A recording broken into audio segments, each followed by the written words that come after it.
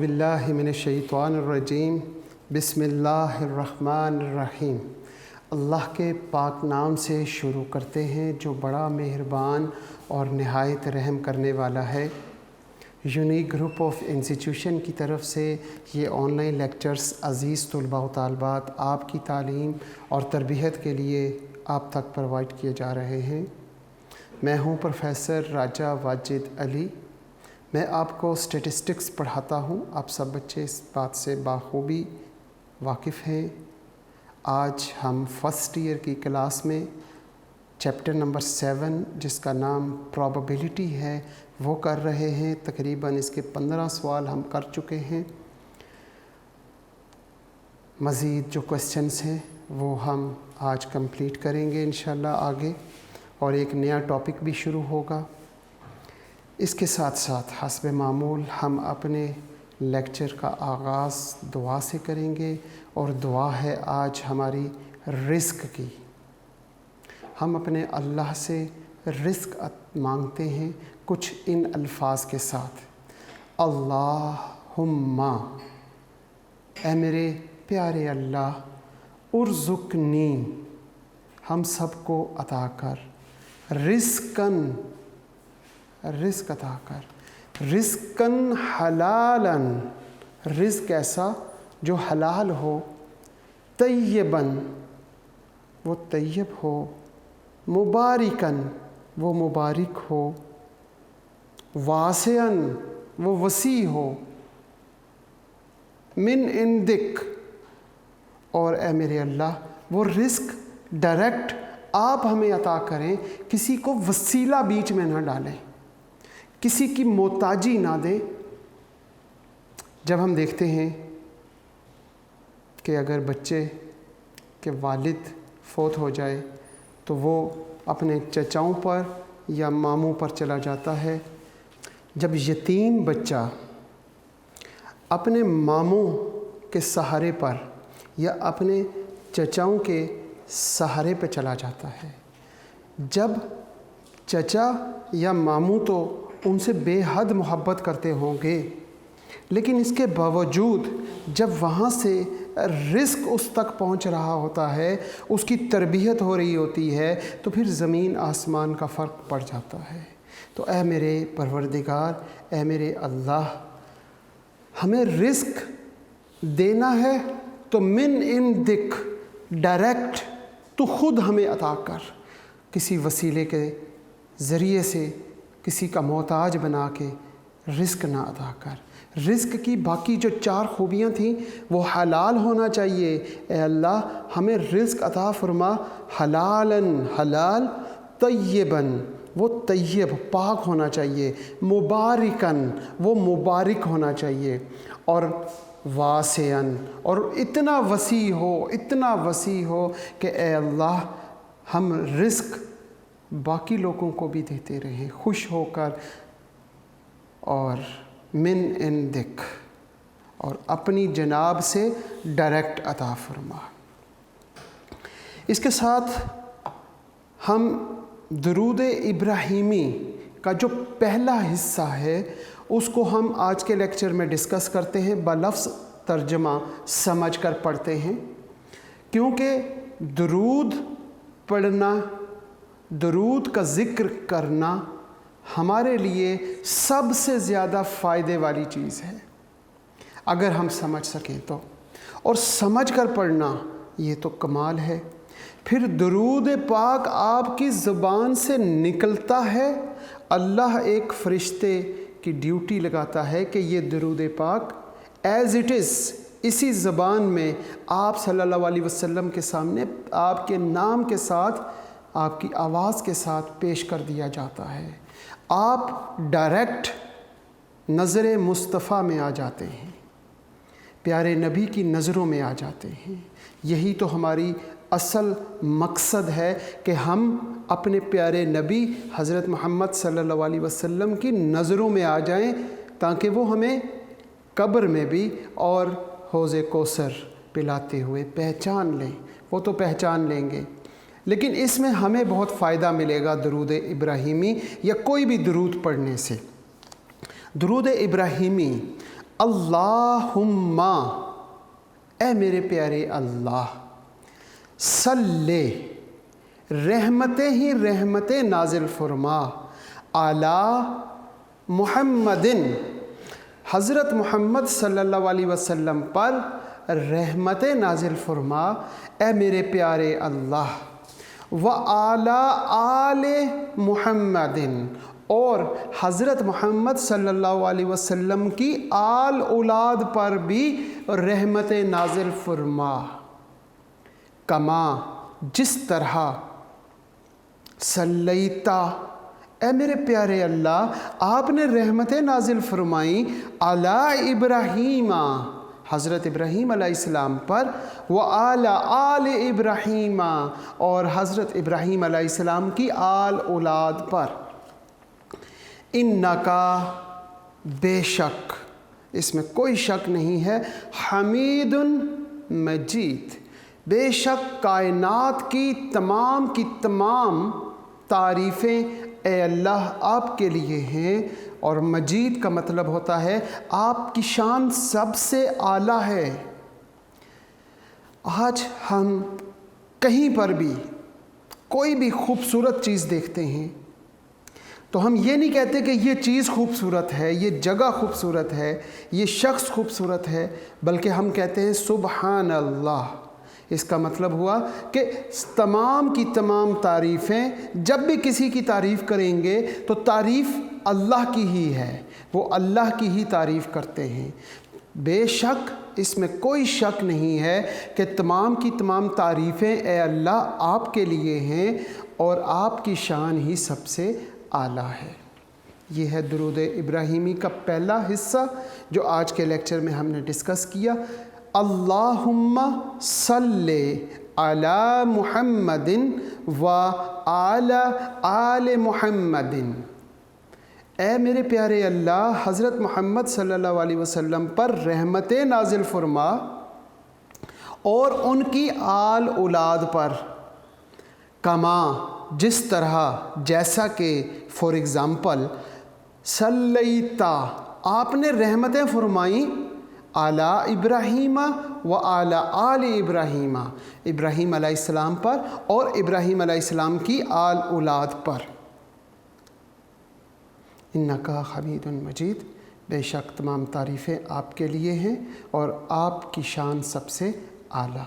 दुरूद इब्राहीमी का ये पहला हिस्सा है, इसको याद करें, समझें, समझ के पढ़ें और इसका विर्द, इसका ज़िक्र दिल में किया करें, इससे आपको बहुत फ़ायदा होगा। हम अपने लेक्चर की तरफ चलते हैं। मुझे मालूम है कि लास्ट लेक्चर में हमने क्वेश्चन नंबर 13 को छोड़ा हुआ है, वो हम बाद में करेंगे। उससे पहले क्वेश्चन नंबर 16 कर लें, फिर इसके बाद हमारा नया टॉपिक शुरू होगा, वो क्वेश्चन नंबर 13, 17, 18, 19 और 20 तक चलेगा। इंशाल्लाह कोशिश करते हैं कि 20 तक आज के लेक्चर में हम कंप्लीट करें। क्वेश्चन नंबर 16 है, a marble is drawn, a marble मतलब एक मार्बल ड्रॉ किया, at random from a box containing 10 red and 30 whites, 10 red 30 white। इसके साथ उसने और भी कुछ लिखा हुआ है, 20 ब्लू 20 ब्लू और ऑरेंज। ऑरेंज कलर कितने हैं? 15। लो जी, अब आप खुद ही टोटल कर लो। टोटल क्योंकि बुक में नहीं दिया होता। ये 10, 20, 30, 40, 50, 60, 70 और 5 75, 75 टोटल हो गया। ड्रॉ कितने किए? एक मार्बल। और जब एक मार्बल या एक चीज़ सिलेक्ट की जाती है तो कम्बिनेशन नहीं लगाते, direct favourable value over total value. Combination हम तब लगाएंगे जब एक से ज़्यादा चीज़ों को सिलेक्ट करते हैं, यहाँ कम्बिनेशन नहीं लगेगी। वो ये पहला पार्ट पूछता है जनाब आपसे, find the probability that the orange और रेड, बताओ जी प्रोबेबिलिटी ऑफ ऑरेंज और red, O for orange, R for red. तो probability of orange plus probability of red. शाबाश, बताओ जी ऑरेंज की प्रोबेबिलिटी क्या है? ऑरेंज कितने हैं? 15, टोटल 75। रेड कितने हैं? 10/75। 75 आपको मालूम है, एलसीएम आ गया 15 + 10, तो ये आपके पास 25/75 और 1/3 आपके पास आंसर आ गया। मुश्किल है जनाब। सेकंड पार्ट, ये था फर्स्ट पार्ट। अब हम चलते हैं सेकंड पार्ट की तरफ। सेकंड पार्ट में वो पूछता है आपसे नॉट रेड और ब्लू। वो कहता है प्रोबेबिलिटी बताओ नॉट रेड और ब्लू। रेड और ब्लू ना हो, इट्स मीन रेड भी ना हो ब्लू भी ना हो, तो फिर क्या हो? वाइट और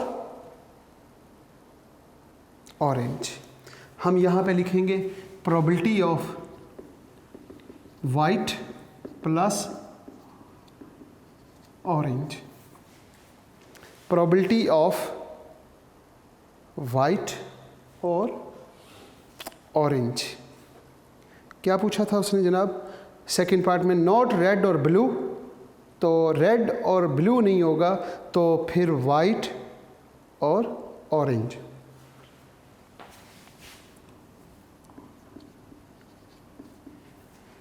वाइट की क्या प्रोबेबिलिटी है? टोटल तो 75 है, वाइट कितने? 30 प्लस टोटल 75, ऑरेंज कितने?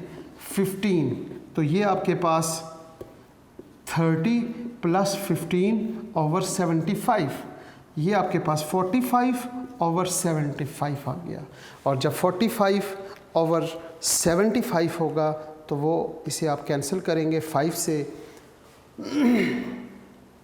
तो 5 से जब आपने कैंसिल किया, या इसकी सिंपलेस्ट फॉर्म की जानिब चलते हैं, तो सिंपलेस्ट फॉर्म आपके पास क्या होगी?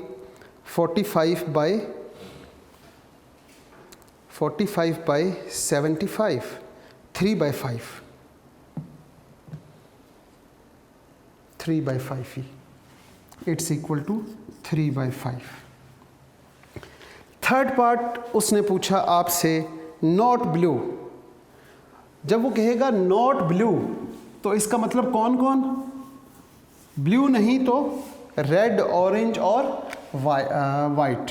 Probability third part not blue is equal to probability of red plus probability of white plus probability of orange. जी, रेड की प्रोबेबिलिटी बता सकते हैं?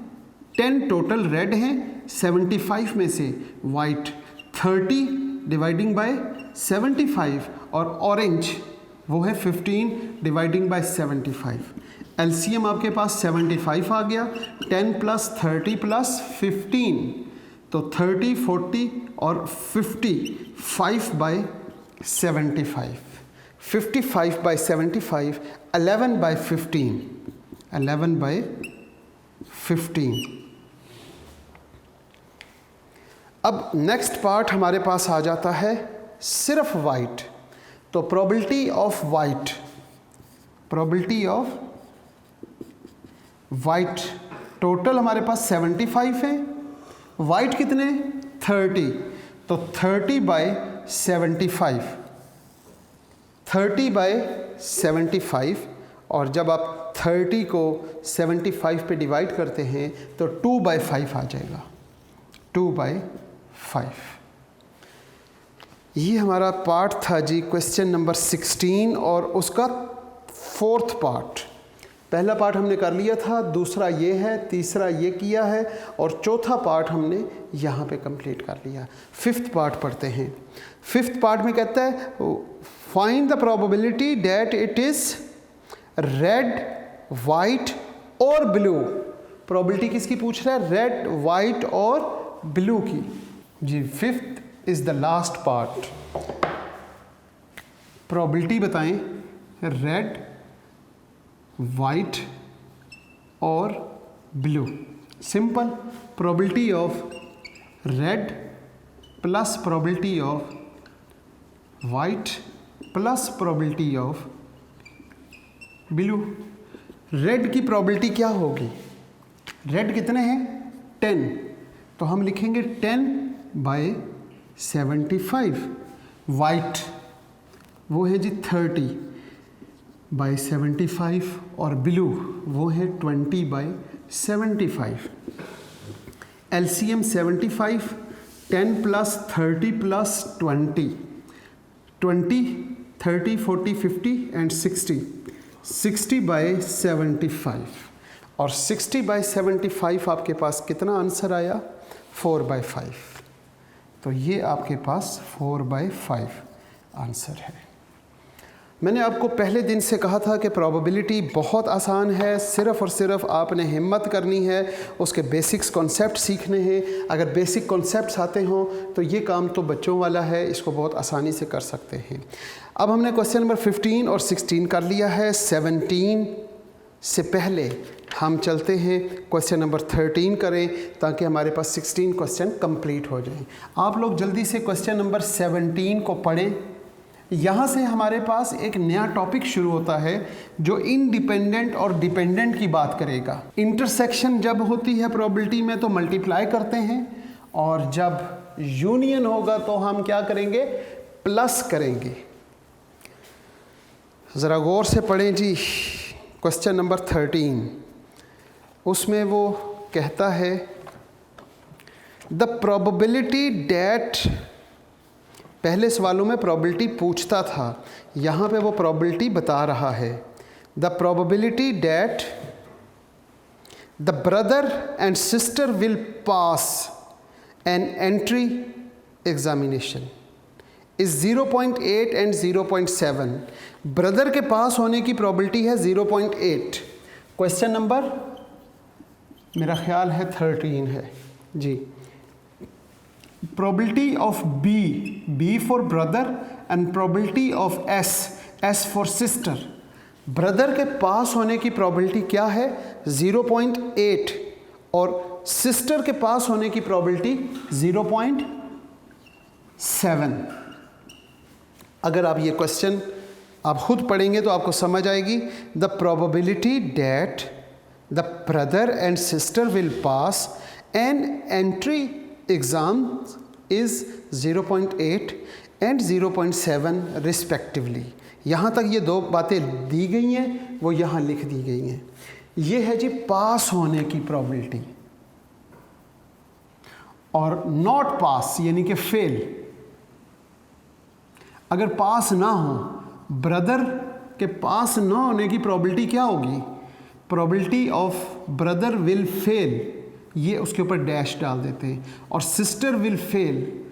अगर ब्रदर के पास होने की प्रोबेबिलिटी 0.8 मतलब 80% पास होने की प्रोबेबिलिटी है, तो 1 में से माइनस करेंगे क्योंकि टोटल तो 100 होता है ना। 100 में से अगर हम 80% 80 को माइनस कर दें तो बाकी 20% बचा, तो फेल होने की प्रोबेबिलिटी क्या होगी? 0.2, और सिस्टर के फेल होने की प्रोबेबिलिटी 0.3। ये फेल होने की प्रोबेबिलिटीज़ उसने नहीं दी हुई, हम खुद फाइंड करेंगे, और ये पास होने की प्रोबेबिलिटीज़ क्वेश्चन में गिवन है। Find the probability number 1 both will pass. Probability बताएं दोनों पास हो जाएं। फर्स्ट पार्ट है जी प्रोबेबिलिटी बोथ विल पास, दोनों के पास होने की। अब एग्जामिनेशन एंट्री टेस्ट में ब्रदर के पास होने की प्रोबेबिलिटी है 0.8 और सिस्टर के पास होने की 0.7। अब इन दोनों ने जब एग्ज़ाम्स दिया और रिज़ल्ट आने पे क्या प्रोबेबिलिटी है कि बोथ विल पास, दोनों पास हो जाएं? उसके लिए हम क्या करेंगे? ब्रदर भी पास हो जाए और सिस्टर भी पास हो जाए, यानी कि and brother will pass and sister will पास, दोनों पास हो जाए। बीच में जब एंड आएगा तो प्रोबेबिलिटी में इंटरसेक्शन होता है। हम यहाँ पे क्या लिखेंगे? Probability brother will pass and के लिए इंटरसेक्शन और सिस्टर विल पास। और जब एंड आता है तो हम उन दोनों को मल्टीप्लाई कर देते हैं, तो हम कहेंगे probability brother will pass into probability sister will pass. Brother के पास होने की प्रोबेबिलिटी क्या थी हमारे पास? 0.8 इंटू 0.7।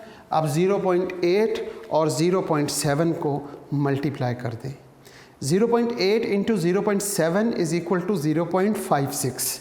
तो यहाँ पे आपके पास आंसर आ गया 0.56। ये है जी answer, both will pass. Second part, 1 या ओनली 1 विल पास। क्या कहता है सेकेंड पार्ट में? ओनली 1 विल पास, मतलब दोनों में से कोई एक पास हो। अच्छा, दोनों में से हम किसको पास करें? एक पास होना चाहिए। तो फिर हमारे पास पॉसिबिलिटीज़ कितनी बनती हैं? मेरा ख्याल है 2 बनती हैं। पहली पॉसिबिलिटी ये बनेगी brother will pass and sister will fail, और दूसरी पॉसिबिलिटी बनेगी brother will fail and sister will पास। जहाँ पे एंड वहाँ पे इंटरसेक्शन, और जहाँ पे और वहाँ पे यूनियन। सेकंड पार्ट, प्रोबेबिलिटी बताएं। ओनली 1 विल पास, सिर्फ एक पास हो। हम कहेंगे probability brother will pass and sister will fail. ये डैश डाल देंगे तो सिस्टर विल फेल। एंड इसके बाद क्या है? एक पॉसिबिलिटी तो ये एक पास होना चाहिए, तो हमने ब्रदर को पास कर लिया, सिस्टर फेल। अब ये भी तो हो सकता था कि sister will pass and brother will fail, ये दूसरी पॉसिबिलिटी है। तो दूसरी पॉसिबिलिटी और पहली पॉसिबिलिटी के दरमियान में हमने क्या कहना है? हमने यूँ कहना है कि brother will pass and sister will fail. और दूसरी पॉसिबिलिटी बीच में क्या आएगा? और, ये वाला और उर्दू में इसे या कहते हैं।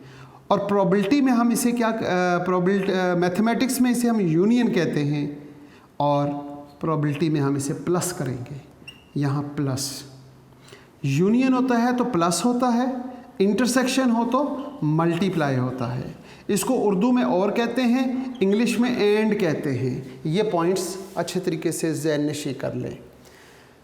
दूसरी पॉसिबिलिटी क्या होगी? Brother will fail and sister will pass.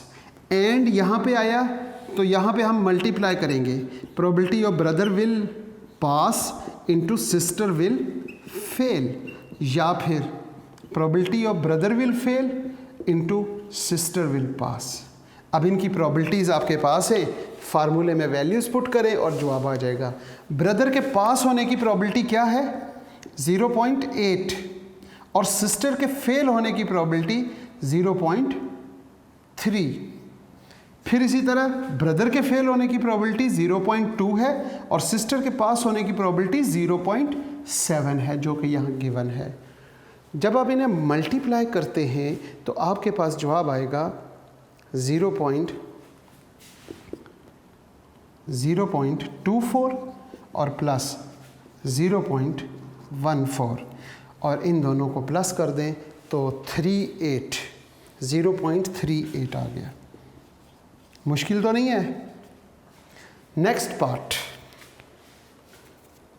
At least 1 will pass, कम से कम एक पास हो। एक से कम नहीं, एक से ज़्यादा पास हो सकते हैं। कम से कम एक पास हो या एक से ज़्यादा, यानी दोनों ही पास हो जाए। नेक्स्ट पार्ट हमारा है probability at least 1 will pass. कम से कम एक पास होना चाहिए। Probability of brother will pass and sister will fail plus probability of brother will fail intersection sister will pass, and probability of brother will pass and sister will pass. कम से कम एक पास हो, यहाँ पे कम से कम एक है, यहाँ पे भी कम से कम एक है. एक से कम ना हो, एक से ज़्यादा पास हो सकते हैं, दोनों पास हो जाएं. both will pass. अब हम क्या करते हैं, सॉल्व करते हैं जनाब. कैसे? probability of brother will pass into probability of sister will fail plus probability of brother will fail into probability of sister will pass, probability of brother will pass and probability of sister will pass. Passing probability of brother 0.8 plus 0.3 plus Q multiply plus 0.2 into 0.7, यहाँ पे 0.8 0.7, यहाँ पे देखेंगे तो ये 0.24 plus 0.14, 7 2 14, 14 और both will पास 0.56, ठीक है, प्लस 0.56. अब इन तीनों को आपने प्लस करना है और फिर आपके पास जवाब आ जाएगा. तीसरा पार्ट था जी बोथ विल पास 0.94, 0.94, 6 4 10 और 4 ये आ गया, एक 6 7 8 9 94, ठीक हो गया जनाब. And the next part is at most one of them will pass. ज़्यादा से ज़्यादा एक पास हो, एक से ज़्यादा ना हो. ज़्यादा से ज़्यादा एक पास हो, एक से ज़्यादा पास ना हो, एक से कम पास हो सकते हैं. यानी एक से कम कितने पास हो सकते हैं? दोनों ही फेल हो जाए, 0 पास. तो अब हमारा जो फोर्थ पार्ट है वहाँ पे एट मोस्ट आ जाएगा. एट लीस्ट की जगह पे सवाल में at most one of them will pass. तो यहाँ पर क्या होगा, ज़्यादा से ज़्यादा एक पास हो, एक से ज़्यादा नहीं, एक और एक से कम. यहाँ पे एक पास है यहाँ पे, और यहाँ पे हम यहाँ पे लिखेंगे ये और ये बोथ विल फेल. यहाँ पे बोथ विल फेल और यहाँ पर क्या आएगा, ब्रदर विल फेल, इट्स 0.2 और यहाँ पर क्या आएगा 0.3 और यहाँ पर क्या आएगा, मेरा ख्याल है 0.06, 0.06 जी, 0.06. अब इन सब को जब आपने प्लस करना है तो वो आपके पास क्या जवाब आएगा. यहाँ पे 6 4 10 और 4 14 4 लगा, 1 कैरी, तो 1 यहाँ से 2 3 4, तो ये आपके पास 0.44 आ जाएगा. 0.44 यही आंसर है. आज हमने क्वेश्चन नंबर 13 और क्वेश्चन नंबर 14 हो चुका था, क्वेश्चन नंबर 15 भी हो चुका है और क्वेश्चन नंबर 16 भी हमने कर लिया है. क्वेश्चन नंबर 17 का ए part, A and B can solve 70% and 80% of the problem in a book. इंतहाई अहम सवाल है और ये सवाल अक्सर पेपर में भी आया करता है. A and B can solve कितने परसेंट, 70% और 80%. जनाब A and B can solve 70% and 80%. Question number 17 का ए पार्ट, प्रोबेबिलिटी ऑफ ए और प्रोबेबिलिटी ऑफ बी. ए की क्या प्रोबेबिलिटी है, 0.70 0.80. 70% can solve the problem of this book, person A, and 80% solve the problem in a book, person B. Find the probability that the problem chosen at random null be solved by at least one of them. ठीक है जी. ए और B के solve करने की ये probability है, ना solve करने की प्रॉबिलिटी आपको मालूम है, वो कितनी है 0.3 और 0.2, उसी का अल्टरनेट हो गया। अब वो पूछता है कि नल बी सॉल्व्ड, हम एक सवाल दोनों को देते हैं और दोनों सॉल्व ना कर सकें तो उसकी क्या प्रॉबिलिटी है। ये आपके ज़िम्मे है ये सवाल, और इससे ऑनवर्ड 17, 18, 19, 20 तक आपने कोशिश करनी है कि काम हो जाए आपके अच्छे तरीके से। ना हुए तो नेक्स्ट लेक्चर में आप मेरे साथ अपने क्वेश्चंस टैली करेंगे। आज के लेक्चर का हम इस क्वेश्चन को आपने ख़ुद कंप्लीट करना है और नेक्स्ट लेक्चर में मेरे साथ टैली कर लीजिएगा। इस दुआ के साथ अपने लेक्चर का इख्तिताम करते हैं कि अज़ीज़ तुलबा व तालबात, आप जहाँ रहें सदा खुश रहें, सलामत रहें, ईमान वाली और सेहत वाली ज़िंदगी अल्लाह पाक आपको अता फ़रमाए। वालदैन का साया ता हयात कायम रखे, उस्तादज़ा और वालदैन की इताअत और फर्माबरदारी की तौफ़ीक़ अता फ़रमाए। और इसके साथ साथ मेरे प्यारे अल्लाह, हम सब का जब आखिरी लम्हा हो तो हमारी ज़ुबानों पे कलमा तैयब जारी फरमा दीजिएगा, ला इलाहा इल्लल्लाह मुहम्मदुर रसूलुल्लाह, ताकि हमारा ख़ात्मा भी ईमान से हो सके। आमीन। अल्लाह हाफ़िज़।